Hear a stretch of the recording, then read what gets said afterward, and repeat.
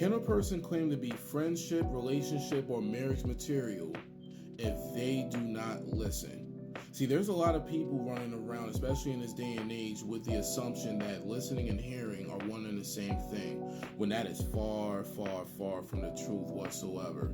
As I've said in earlier videos, what makes hearing is just a natural bodily response to just the sound of a penny drop.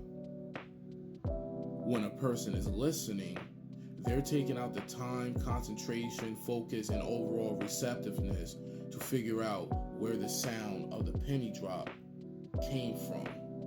See, there was something that was taught to me long ago when I was a kid that goes along the line like this. The person said to me that if you want to know a person for who they truly are and what they're about, watch and pay attention to how they listen. And of course, I'm not knowing any better at the time, being the youngster that I was, I asked them this. So how do you go about that, and how is that even possible to do so? Their reply was this: because of how a person listens is how they will behave. So as I play devil's advocate like I always do in my videos, let's begin. What makes a friend a good friend? What makes a good lover a good lover? And what makes a good partner and spouse a good partner and spouse? What makes a Mr. Right a Mr. Right, and what makes a Mrs. Right a Mrs. Right? What do they all hold in common? My case on it is that more than likely what makes them the good that they are in their being is how receptive they are to the things surrounding them in their being. They're good listeners.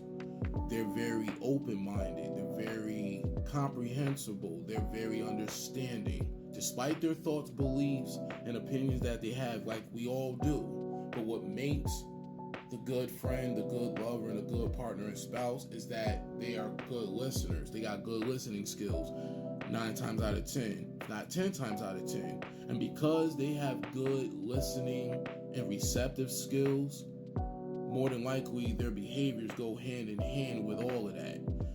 And the problem on the other side of the coin is that there's a lot of people who wants the good thing, friendships, relationships alike, but the good things that they ask for, to have, or demand from other people, they don't even bring to the table themselves.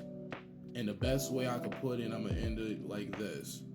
For those that has this type of creative mindset, how can you ask for someone who can bring you something worth holding on to if you got the creed that nobody can tell you nothing?